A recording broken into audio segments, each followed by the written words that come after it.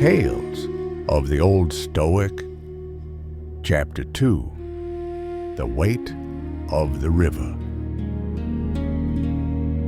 The river moved without hurry. It curved through the plain like a silver thread, glinting beneath the sun, neither still nor restless. Theron stood on its bank, barefoot, his sandals lying in the grass. The water licked at his toes with the curiosity of a child. He was old now, his beard streaked white, his shoulders burned bronze by the years. Yet his eyes were the color of patience, that quiet blue that belongs to men who have stopped running. Elias arrived later, his robes damp with sweat from the walk through the hills. He carried a small flask, half empty, and a heart even more so. When he saw the elder standing by the water unmoving, he smiled faintly. "You've not changed, old man," Elias said. "I swear the river runs faster than you do." Theron's eyes stayed on the water, and yet both of us will reach the sea in our time. The younger man chuckled and sat beside him, pulling a reed from the bank and rolling it between his fingers. For a while, neither spoke. The air shimmered with heat. Dragonflies flickered over the shallows like sparks of green light. At length, Elias sighed. "I came here hoping to forget," he said, "but even the river cannot carry away the weight I feel." Theron looked down at the man beside him, not unkindly. "Then perhaps the weight is not in what you hold, but in how tightly you hold it." Elias turned his head. "I've lost much. A home, a woman's love, the trust of a friend.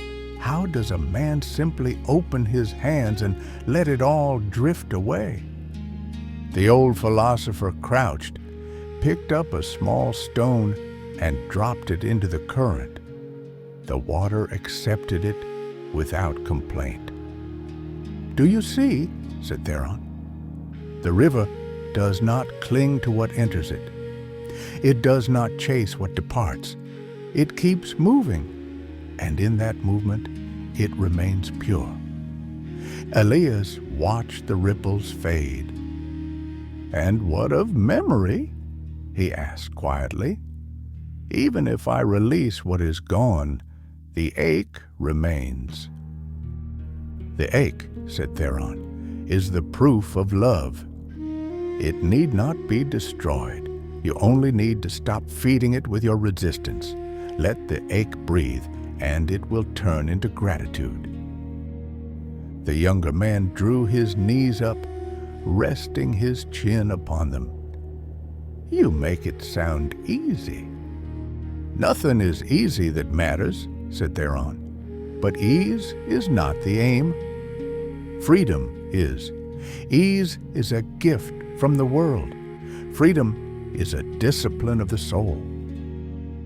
A gust of wind passed along the river, raising small waves. Across the water, a farmer guided an ox through the shallows. The animal trudged slow but sure, trusting the current without knowing where it led. "Look there," said the elder. "The ox does not argue with the water.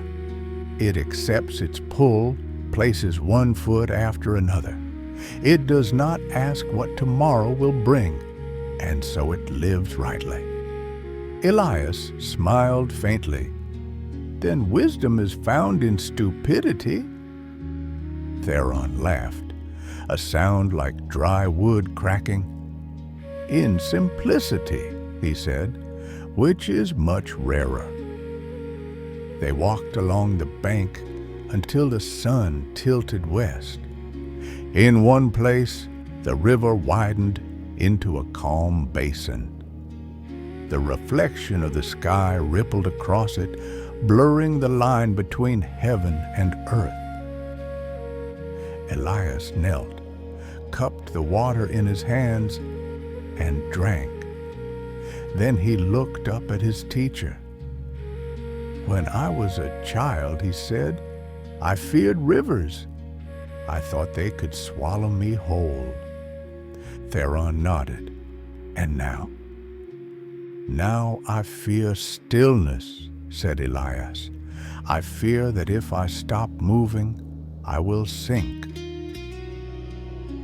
The old man smiled gently. "You mistake stillness for death?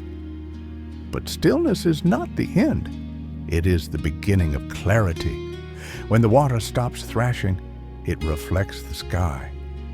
The younger man stared at the river's surface until his own face came into focus. He barely recognized the calm in his eyes. Hours passed. Shadows grew long. The sounds of the world softened, the low hum of insects, the distant bleating of goats, the whisper of wind in reeds. Elias lay back on the grass watching the clouds drift above. Perhaps the gods made rivers to remind us that nothing is meant to stay. Theron folded his hands. "Perhaps," he said, "they made them to remind us that even as we change, we are still part of something constant." A heron took flight across the water, wings slicing the air with lazy grace. The sight filled Elias with a strange ache, half joy, half sorrow.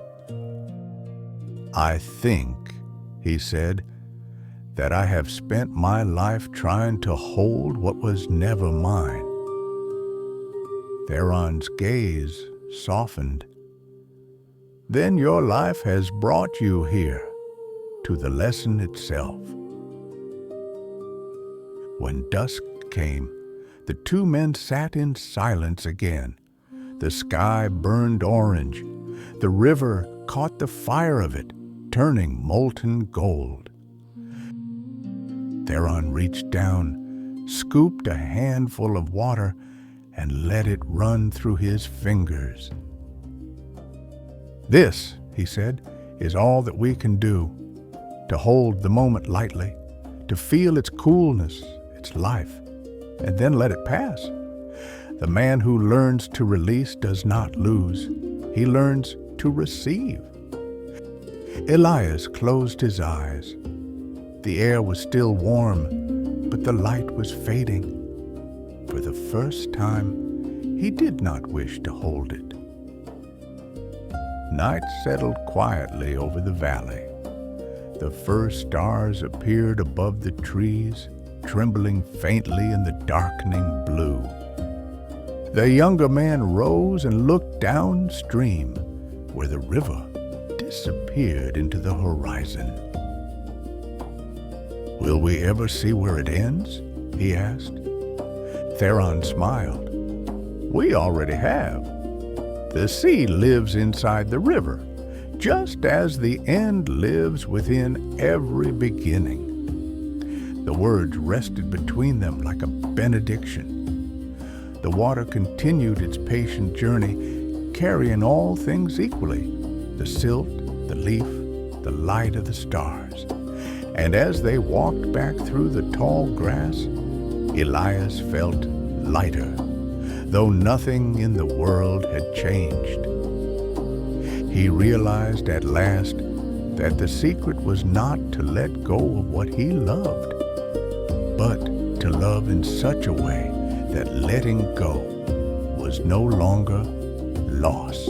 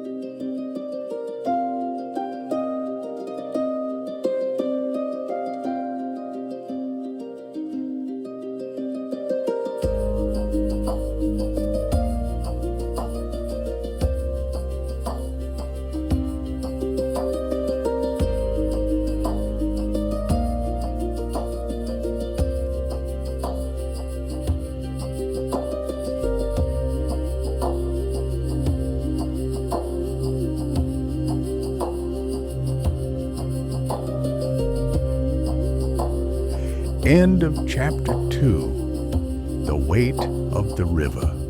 Tales of the Old Stoic.